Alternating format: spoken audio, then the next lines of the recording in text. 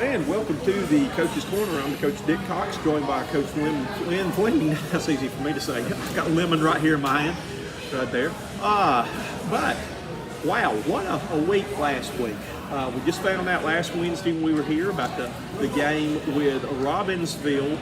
And, man, that was a trip that I won't forget anytime soon. That was just a really neat team to play. Up in North Carolina, they've won 14 state championships, and I see now why they've won 14 state championships. But it was good to get back to, it was like old-fashioned, old small-town football again. Yeah, it was. I mean, it was a great experience. I hope these guys remember that for a long time. It was a great trip up. Had a chance to stop in Western Carolina, stretch their legs a little bit, walk on the field, and eat a little bit, and give them a chance to see a college campus that probably a lot of them hadn't seen. I know I hadn't seen, but I've never been to Western Carolina, so it was a great experience. And you talk about old time football, it's just a neat little stadium. You can tell that having 14 state championships, they have a lot of passion for football. Their stands were packed. It was just a great football environment. And again, that it was something that I still was tickled when we talked about it here too, of following the team to the stadium, because I didn't know where the stadium was. I went to the high school, and it's kind of neat where they had all their banners hanging for homecoming and everything, signs they had made, and I figured these guys are on the bus, I bet they're going to follow them. And I ended up getting a police escort, and it was neat seeing how when the team bus with the police escort, people came out of the stores and waved to the players. People in cars that were stopped for them were honking the horns. And to me, it made me feel like I was in a Hoosiers football movie right there, though. But and then you get on the field, and those guys were just like, it was a battle like we were telling people on the air. That was smash mouth, just hard-nosed football. And I don't know when I have seen. It's been several years since I've seen the game that good. Yeah, and it was a very physical football team. When we didn't know much about them. I'll be honest with you. Coach Jerry Cash up at Thomas Jefferson, he's the one that kind of made the connection. Anytime we were looking for a game, I'd contact him to see if anybody in North Carolina had a game. And he's the one that put me on with these guys, and he said they were a good football program, good football team, and they were. I mean, they were very physical. You knew what was coming at you, and you just had to stop it. You had to find a way, and they did a good job of if you stop something. They did a good job of adjusting and attacking somewhere else. So they made you in their smash mouth football. They still made you defend every gap. So they were very sound football. Well, I promise you from now on, when I was setting up and y'all were down you're in the field with the line across, hiding your plays, pregame and all like that, and they were on the other end doing theirs. Pre-game, they ran the trick play down there warming up for the game. The double pass and botched it big time. The throw sailed way over the guy's head and almost came over there where I was setting up my stuff there, though. Next time I see a trick play in pre-game, I'm sending the word down. You might want to give us a heads up. I'll give you a heads up. They ran it perfect during the game. Well, they botched it during pre-game. It was all screwed up. It did not work pre-game there, though. But just like I said, from the standpoint of watching, I was probably worn out, excited from that game. You knew 2-score lead was not going to hold up, that they would not go away. But every time they made something happen, you answered right back. And the only time you didn't answer right back was because the guys in the striped shirts had something to do, which I know you can't talk about. But I'll say this much, I have, in all the years of coaching basketball, I never had a well-officiated game in the state of North Carolina. That it was very, very hard to go there, though. But you had some great performances. I was talking with Amir just a minute ago about how he was talking about wanting to get, promised me he'd get a 300-yard game before the season was over. I said, well, you've got a ways to go now because Dylan had over a 400-yard total offense game. He had a big game. And again, you had a lot of people on both sides of the ball that played. Braxton with a couple of big catches, and I had to ask him whose fault it was on the 1-yard line diving catch he had to make. He said Dylan underthrew. So we get the explanation every Wednesday night on when he has to make the diving catch, and Dylan usually tells me he stopped running. on the thing there, though. So Dylan wasn't here to get his, though. But you had some guys that really stepped up on the defensive side. You had a huge sack by Sontag there that came in big. You had, 2 fumble recoveries by Dalton Crawford early in the game, though. But it was not one-man team. Everybody, when they needed to step up, stepped up, made the big plays for them. Well, and that's when you're going to be a good football team. You have a lot of people contributing. You get one guy on the team. He's not going to win games for you. You've got to have guys around you on both sides of the ball. We had Big Devon had a batted pass in the pity on the sideline. We had a lot of guys that made plays, and a lot of guys just went out there and played for each other. Which was the biggest thing. And again, that's when you're going to become a good football team and know where you're at and have a chance to be successful when these guys run and play for each other. And again, my philosophy always was stars shines, but teams win. That's right. And that's what it's all about. So, but good win. I'm glad to hear that everybody made it back safe and sound down the mountain. That nobody had to ride back with me. That you were able to get both your buses back there, though. But I can remember the times that taking my team on chartered buses to go and play. Those are things you look back on with special memories of getting like last Friday. They are, and it's been such a crazy year. You don't. Last couple of years has afforded us a chance to do a couple of things like that. Going over and playing Spartanburg last game of the year, being able to take this trip up to North Carolina. In a normal year, we wouldn't have been able to do that. And so one thing this last couple of years has afforded is some great opportunities for these young men, and hopefully some great memories for them. All right, we're back in Spartanburg now, and man, you've got a stretch run, and it is a heck of a run ahead of you now. That you've got this coming Friday night. You've got probably at this point, I would say the top team in the region comes to Florida State.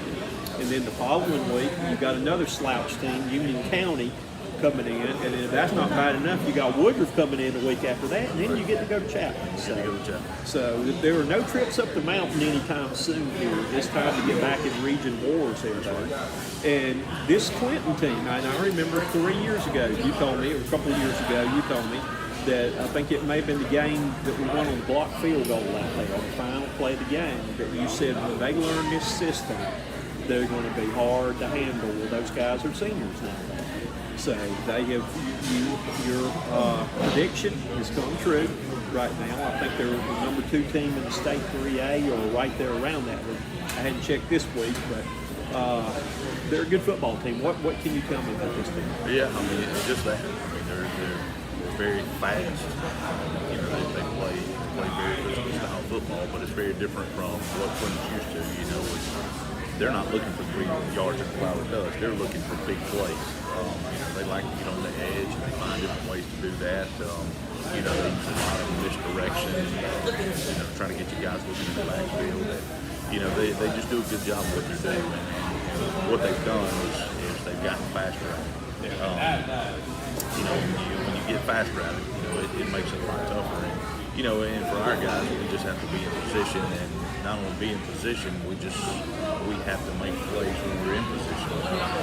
We're going to get a lot of situations Friday night where we're going to have to be able to tackle guys in space, and we're just going to have to do a good job doing it. I think we have a great game plan, but we just got to go out and execute, and we can't do it one every 3 plays. We have to do it every play, because it's only going to take one play to make it a bust and it go to the house. So we're just going to have to play disciplined football every snap Friday night. We'll just be good at what we do.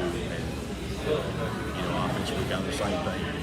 We have to take advantage of it. These guys can put up a lot of points, and we just have to be able to go and do the same thing and be able to get the ball on the field and put the ball in the end zone.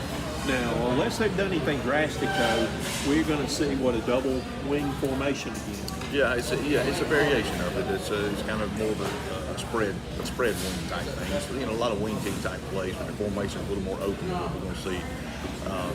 For instance, somebody like Kimbrell. So, it'll be more of a spread type.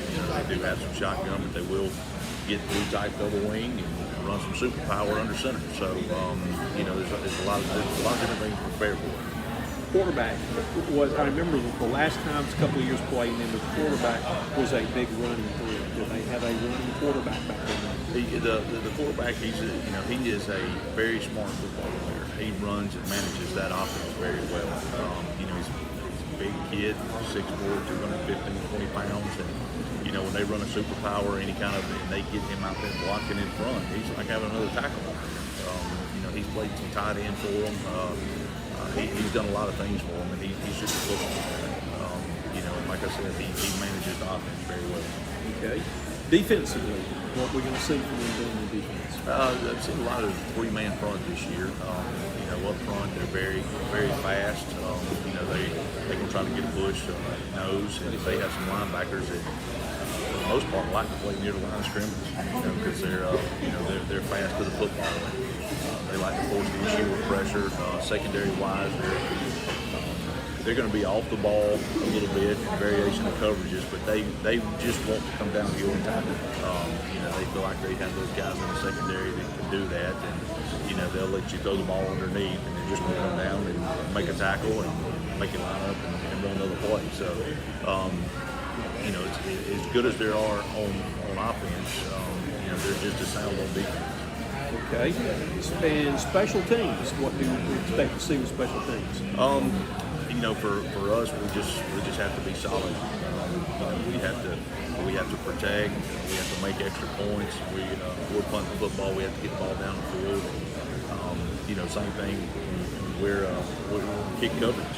Whether it be punt or whether it be kickoff, we got to get down the field. We got to stay in our lanes, and we just got to make big plays. We can try to take those away from them as much as we can. And, they do a good job in the special teams area as well. So, like I said, Coach Found does a great job, and they're just a solid program. Can you compare them to anybody you have played this year? Is there anybody in comparison? No, not really. They're just, like I said, they run some similar plays, Emerald. They run some similar plays. It's Chesney, similar plays as Lane. It's kind of a combination of all of those. But they not so much in A gap. They're more CD gap. Like I said, they want to get to the edge, and they want to use their speed, and they have it. Okay. One more quick question. Our two players of the week. Now, I know you had a tough choice with all the people who stepped up there. Tell us what the coaching staff thinking was on our offensive and defensive players of the week. I know that Mr. Hill over here had 8 tackles. He was second on the team tackles right there. And I know offensive linemen, you got to take care of those guys up front, though. But just talk about 2 of those guys. Well, usually, when you ask about players in the game, we just try to go through the game, and we're going to have guys that we expect to have stats every week. Just the position they're in and what they do.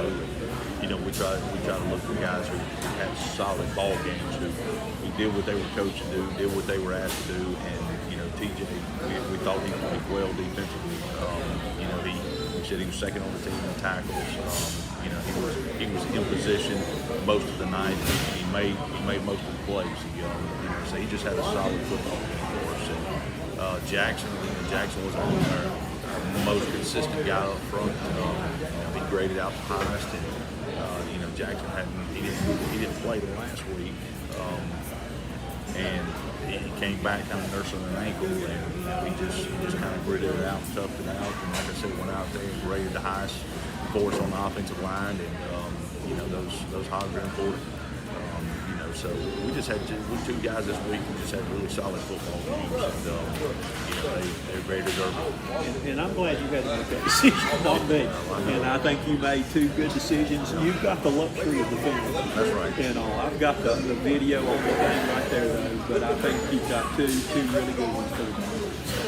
Well, good luck tonight, and we look forward to seeing if we can get that first region win here for Oregon State. Right. We're just glad to be back home for the next 3 weeks. Our home crowd has been tremendous. Been a big reason our guys have played so hard for the last 2 home games. So we're looking forward to being back in front of our crowd. And my wife's glad that we're home for the next 3 weeks too. So it'll be good though. So again, appreciate the time and look forward to the ball. Always. Thank you very much. Thank you.